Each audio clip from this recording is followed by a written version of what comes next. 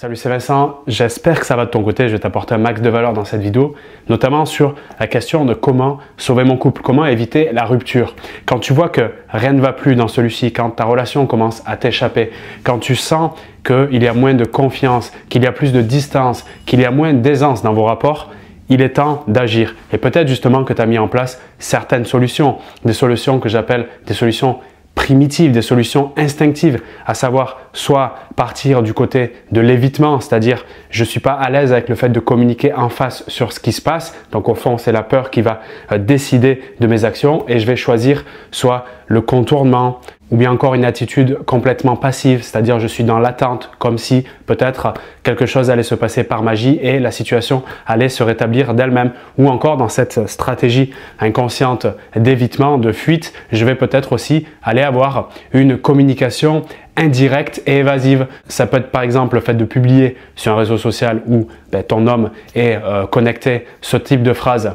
Est-il le moment pour moi de prendre le large pour amener subtilement l'information chez lui de se bouger entre guillemets? Donc c'est ce que j'appellerais une communication qui est un peu indirecte et au fond une stratégie d'évitement. De l'autre côté, tu as, toujours régi par la peur, cette forme de communication qui va être plus agressive, qui va être plus directe, où il peut y avoir un peu de méchanceté. Et dans cette façon de communiquer, où c'est beaucoup l'impatience qui va amener justement cette manière de faire, on va retrouver les reproches, les critiques. Alors quand je dis critique négative, c'est-à-dire les choses je trouve qui ne fonctionnent pas et que je vais te mettre devant les yeux tout de suite. Bien sûr, imagine comme c'est valorisant pour la relation.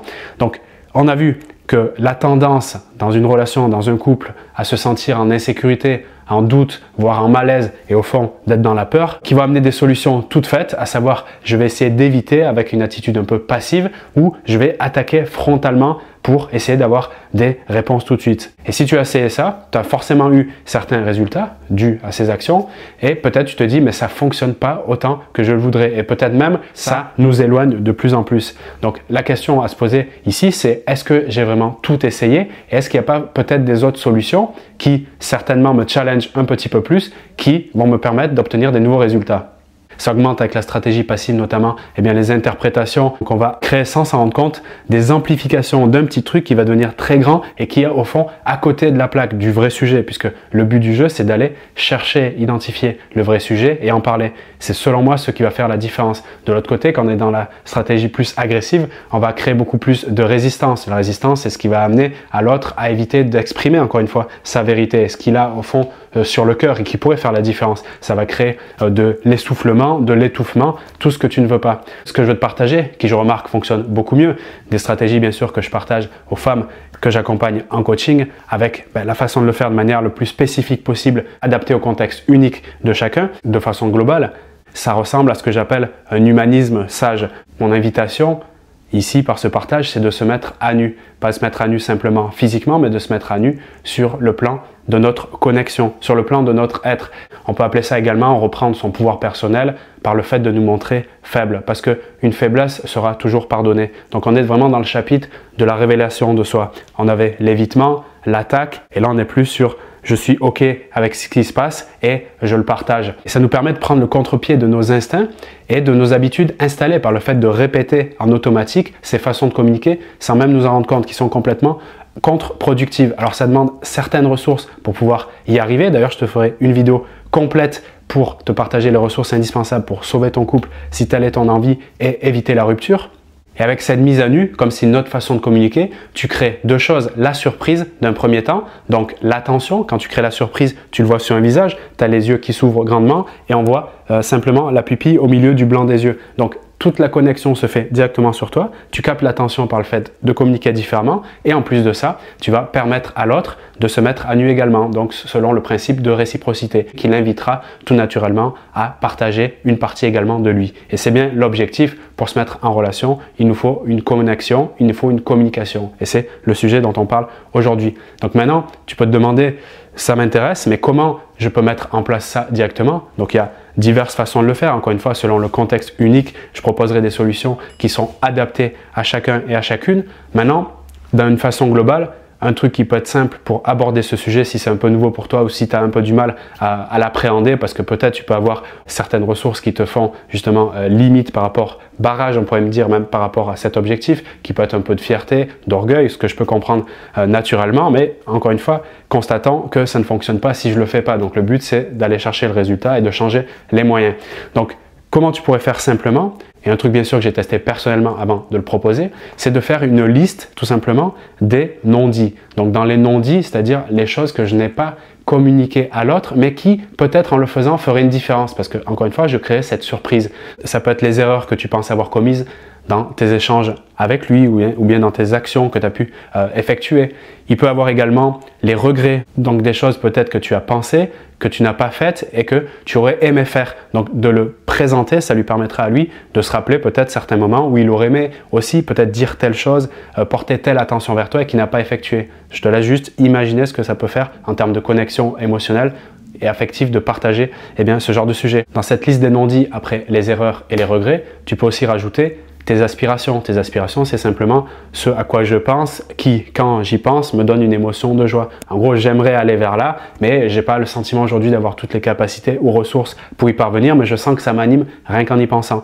Eh bien, déjà pour toi, c'est génial de faire ça, ça te remet beaucoup d'énergie positive et de motivation, donc c'est bon pour rayonner dans la relation, et en plus de l'exprimer, parce que ça te permet de partager une partie de toi, peut-être qui a été oubliée d'un premier temps, et peut-être qui n'est pas connue de lui. Donc ça vous permettra d'obtenir des réponses que tu n'as pas actuellement par le cerveau collectif, le fait de partager, parce que le but au fond c'est partager, se connecter, communiquer. Il peut y avoir aussi dans cette liste des non-dits des dissimulations. Là, c'est un chapitre assez intéressant, je trouve, parce que ça permet encore une fois de, dans cette notion de mise à nu, d'avancer un peu plus démasqué, parce que c'est quand on est masqué qu'on crée la séparation dans la relation, alors que quand on se met à nu, on commence à se regarder d'une façon qui est plus réelle, qui est plus vraie. C'est le sujet. Dans le chapitre de la dissimulation, c'est peut-être pas la chose la plus facile à mettre à jour, mais justement, plus tu mets à jour des choses dans ce sens-là et plus tu te sens à l'aise de les partager, plus tu créeras ce qu'on a vu tout à l'heure, la surprise et la réciprocité. Donc moi je t'invite, même si c'est pas simple, d'aller chercher des informations dans ce sens-là. Quelles sont peut-être les vérités que j'ai omises volontairement parce que je pensais que ça pouvait être délicat de les partager, mais qui, quand j'y pense, me font sentir mal.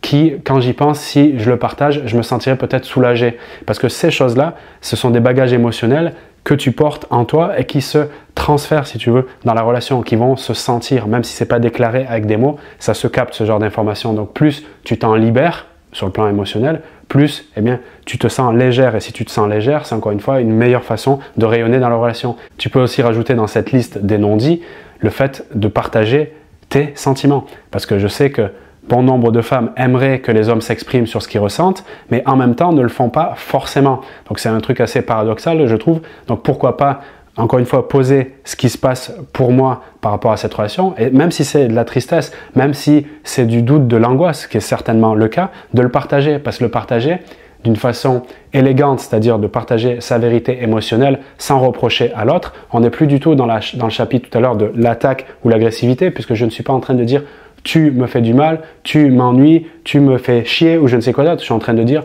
j'ai le sentiment de m'ennuyer, j'ai le sentiment d'être triste, j'ai le sentiment de ne pas pouvoir avancer. En partant de toi, tu peux que être accueilli parce que tu évites de provoquer cette résistance chez lui qui va l'inviter à ne pas s'exprimer sur ce qu'il ressent.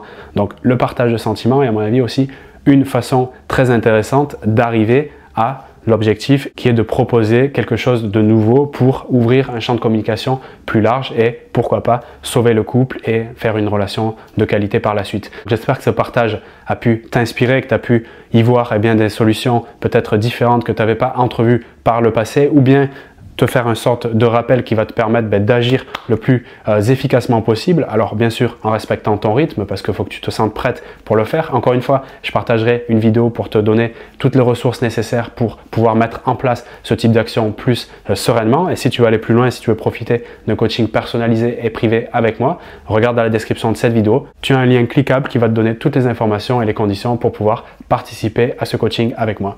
J'ai hâte de pouvoir t'accompagner, te donner un nouvel éclairage sur tes relations sentimentales et des clés personnalisées. En attendant, je te souhaite une très belle journée ou une très belle soirée. À très bientôt. Salut.